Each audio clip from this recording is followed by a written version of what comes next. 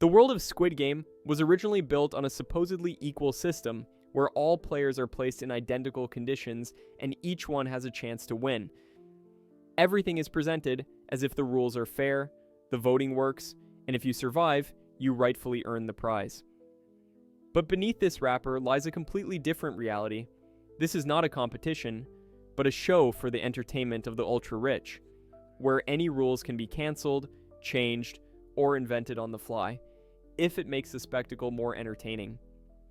I'm going to explain how the VIPs and game organizers built an illusion of fairness while constantly interfering with the course of the game and breaking their own rules, creating advantages for those they favored. Let's start with the game of hide and seek. When all players were given bonus items, the blue team received keys to the doors of rooms where they could hide from the red players.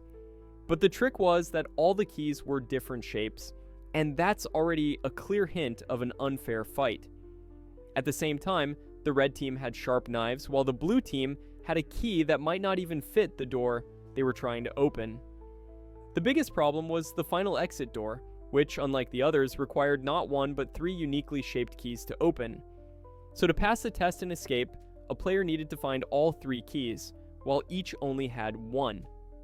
Players had to form groups of 3 to even stand a chance. You can see how that was a major advantage for the red players. The guards didn't explain this when handing out the keys. They didn't say the keys were different shapes or that 3 were needed to escape. Obviously, red players had it easier. To win, a red player simply needed to eliminate a blue one. No tricky locks, no complex decisions. Everything was straightforward. They didn't have to risk using a useless item. Maybe the rules weren't totally fabricated in this game, but they were definitely kept secret on purpose. The blue team never had a fair chance. Let me know in the comments what you think, but personally, this hide and seek round really infuriated me.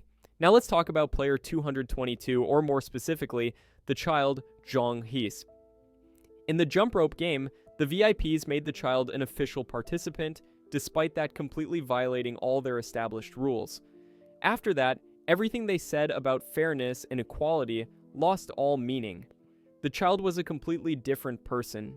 He never made a choice, never voted, never signed anything. His right to choose was taken away, destroying the whole idea of democracy they claimed their game was based on.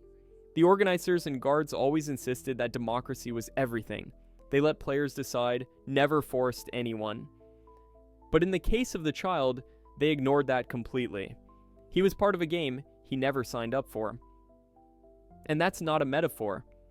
At the beginning of Season 2, every player signed a contract for voluntary participation.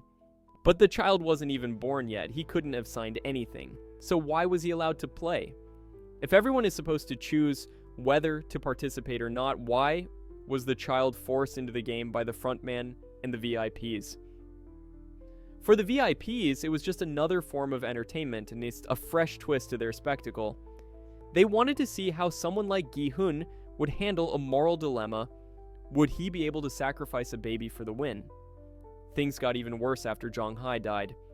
During a break between games, the VIPs decided that the baby would continue the competition as player number 222. That was the final blow to the reputation of the game. It no longer resembled anything fair or democratic.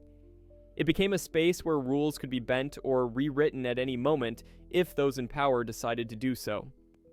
Another crucial detail: all of Zhang He's accumulated prize money automatically went to her child. This had never been mentioned in the rules. There was no clause saying a player's earnings could transfer to another. Even if we accept the idea that the child was continuing in her place, it still feels absurdly unfair. Maybe the money part can be rationalized, but the rest of the rule breaking is pure lawlessness. Remember the scene after dinner, during Lights Out, when the frontman called Gi-hun to him? If you forgot, he gave him a knife. The very same knife the frontman had used to kill players back when he was still one himself. But that's another story. The key point here is that he gave Gi-hun the ability to kill players before the final game even began. That means the frontman knowingly stripped other players of their chance to compete. According to their own rules, which he should have upheld, all participants were supposed to be equal, and each should have had a fair shot. Gi-hun didn't use the knife, but the offer alone shows how little they cared for fairness. The people at the top would do anything to break down players psychologically and have a good laugh. Sure, the knife made for an interesting plot twist, but it shattered the rules. And it's even more ridiculous when you recall the earlier scene where players wanted to get rid of the baby, and a guard stopped them with a gunshot, declaring, "We no longer allow violence between players. We want to give everyone a fair chance." The irony is overwhelming. Now, let's discuss the final game, the one with the platforms. In every previous round, the button that started the round appeared as soon as a player stepped onto the platform. On the first platform, it showed up right after the rules were read, and that was a solid pattern. But what do we see in the final round with Gi-hun, Myeon-gi, and the baby? When Gi-hun stepped onto the platform, the button didn't appear. He physically couldn't start the round.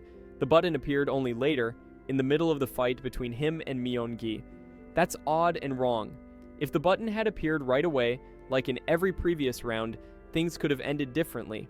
Maybe both the baby and Gi-hun would have survived. The ending might have changed.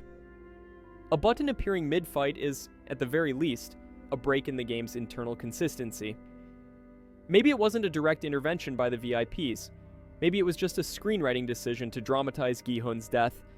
But in the broader context, it's another sign of manipulation. When a rule holds true 9 times but suddenly disappears on the 10th, it's no accident. It's a deliberate rewrite. Now, to really understand how chaotic things became, let's compare all 3 seasons. Season 1 was brutal but fair. The rules were clear, voting worked, and players were informed. Harsh but honest. In Season 2, the cracks began.